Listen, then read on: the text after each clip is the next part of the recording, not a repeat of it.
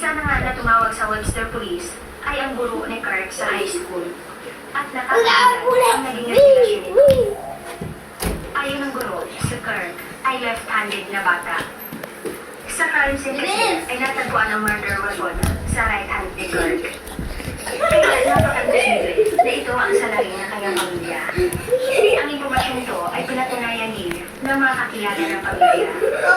Dahil dito, kaya i-retrace ng mga investigador ang kanilang investigasyon. At base nga sa nauna nilang investigasyon, ay wala silang natagpo ang bakas ng sumo sa Fulminant Farmhouse kung saan natagpuan ang katawan. Kaya inala nila na inilagay lang ang katawan ng bata dito para i-stage ang krimen. Maliban dito, mahigit 100 pounds lang si Kirk.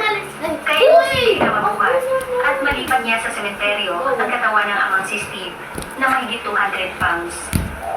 At sigurado sila na isang adult ang tunay na sala. Hanggang sa natuon ang atensyon nila kay James Schnick, ang taong sugatan noon at tumawag sa mga pulis. Asawa siya ng biktimang si Julie Schnick. Naiimbestigahan nila si James. Naman na lang nila na may iba pala itong karelasyon sa babaeng naging Nancy Brunner. May mga anak